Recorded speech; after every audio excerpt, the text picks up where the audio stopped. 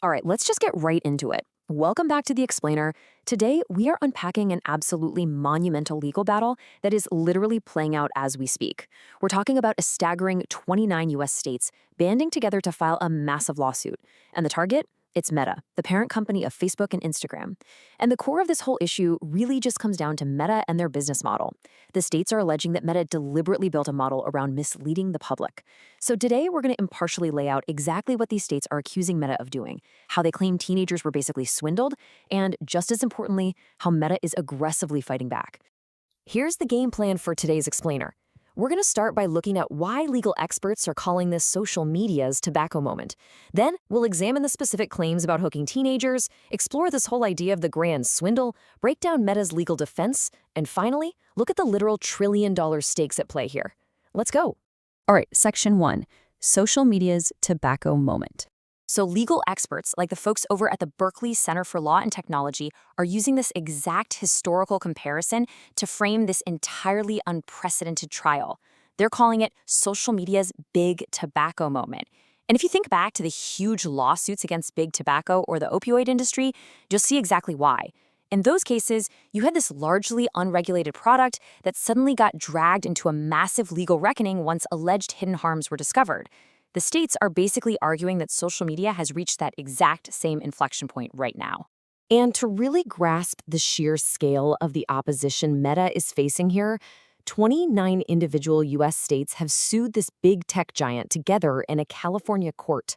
You've got states like California, Colorado, Kentucky, and New Jersey leading the initial charge, but altogether they represent a massive unified front of state attorneys general coming after a single corporation. It is a huge deal. Moving on to Section 2, hooking the teenagers. Because the main reason for this massive lawsuit, it is squarely focused on the impact of Meta's apps on teenagers. The states argue that Meta literally designed its platforms to be inherently addictive, specifically to hook young users. They claim this design has actively fueled a youth mental health crisis. And on top of that, they accuse Meta of violating federal child privacy laws by improperly collecting kids' personal data.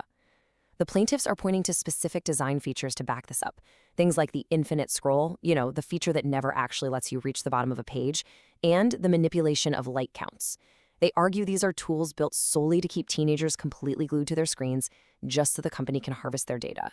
To prove this, the states are bringing forward internal communications revealed during discovery. And wow, according to the plaintiffs, Meta employees reportedly referred to themselves internally as pushers. They discussed the time spent on the app by teens as a primary company goal, and get this, even referred to Instagram as a drug. The states are using this internal chatter as their smoking gun, arguing it's evidence that Meta knowingly and deliberately targeted the vulnerabilities of youth. Which brings us to Section 3, the grand swindle. So how exactly do the states claim Meta actually pulled this off and swindled these teenagers? Well, it all comes down to a crucial legal concept called information asymmetry. Under American consumer protection laws, engaging in unfair and deceptive practices is usually illegal, right? Information asymmetry happens when you sell a potentially harmful product to the public, but you actively hide the known risks from them. The plaintiff's argument is pretty straightforward here. If you know your product is dangerous, you have to provide a warning label or some kind of public disclosure. If you hide that danger, you're straight up deceiving the consumer. Let's look at how the states are actually trying to prove this swindle in the courtroom. They are actively juxtaposing two realities. On one side, you have Meta's internal knowledge, those Slack messages and internal presentations where they are explicitly citing risks and addictive behaviors. On the other side, you have Meta's public disclosures, what they were telling parents and regulators at that exact same time, basically promoting the apps as completely safe and transparent. The states argue that finding this massive disconnect between what Meta internally knew and what Meta publicly said is literally the textbook definition of consumer deception. Okay, on to Section 4, Meta's legal defense. Now we have to look at the other side. Meta firmly rejects all of these claims, and their defense is definitely multi-layered. While the states are claiming the platform is inherently harmful, Meta counters by arguing that social media actually provides a vital, positive community for millions of people. Think about teenagers living in remote rural areas, or maybe marginalized youth in highly conservative regions who really rely on these platforms to find safety and connection. Meta's point is that shutting off access to solve one problem might end up completely isolating incredibly vulnerable groups on the other end of the spectrum. Plus, Meta points to robust safeguards they've already put in place, like the new Instagram Teen Accounts feature, which makes data private by default for users between 13 and 17, and even restricts direct messages from strangers. Now, usually in cases like this, tech companies rely on a very famous legal shield, Section 230. It's a U.S. law that basically says platforms cannot be held liable for what third parties, meaning you or me, post on their sites. And Meta absolutely did try to frame this lawsuit as a free speech issue at first, attempting to use Section 230 to just get the whole case tossed out. So why didn't that work? Why isn't Section 230 protecting Meta in this specific trial? Well, the plaintiffs executed a very clever, very specific legal strategy. They're arguing that this case has absolutely nothing to do with the speech or the content that users are actually posting. Instead, they say it's entirely about the design of the platform itself, the infinite scroll, the constant notifications, the algorithms, and ultimately, the deception of the public. Because the states are attacking the product's design and the company's deceptive marketing rather than the content itself, Section 230 protections just haven't been successful in stopping this trial. Which leads us to our final section, Section 5, the trillion-dollar stakes. The numbers we are talking about here are almost hard to fathom.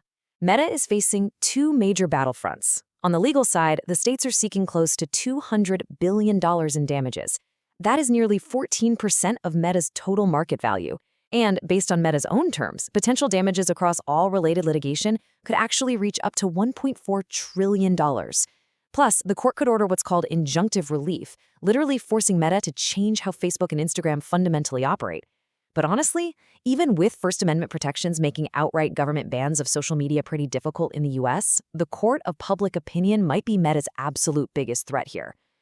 If 6 to 8 weeks of brutal headlines convince parents that these apps are inherently dangerous, Meta risks cutting off its entire future user base. And you better believe those headlines are going to be driven by the people taking the stand. The jurors are going to hear directly from some incredibly high-profile figures. Mark Zuckerberg, the CEO of Meta, and Adam Mosseri, the head of Instagram, are both expected to be called as witnesses. They are going to be placed under oath and forced to answer exactly what they knew and exactly when they knew it. And they'll be going head-to-head against internal whistleblowers who used to work at Meta. It's setting up to be incredibly dramatic. Now, you might be wondering, can states actually win these types of massive cases against tech giants? The answer is absolutely yes. In fact, just recently, the state of New Mexico won a verdict against Meta that ballooned to over $900 million. And they did it under their state's unfair and deceptive practice statutes. That is the exact same legal playbook these 29 states are using right now. It proves that this strategy, focusing heavily on information asymmetry and deceptive practices instead of free speech, actually works in a courtroom. So I want to leave you with this question to really think about. With 3.6 billion people using Meta's apps every single day, if Meta is found liable for information asymmetry here, how will the basic design of the entire internet change tomorrow? I mean, if infinite scrolls, algorithmic feeds, and hidden data harvesting are suddenly deemed illegal deceptive practices, the ripple effects won't just hit Instagram. They are going to reshape every single app on your phone. This 6 to 8 week trial isn't just about Meta, it is literally about the future rules of the digital world. Thanks so much for joining me for this explainer, and definitely keep your eyes on this trial.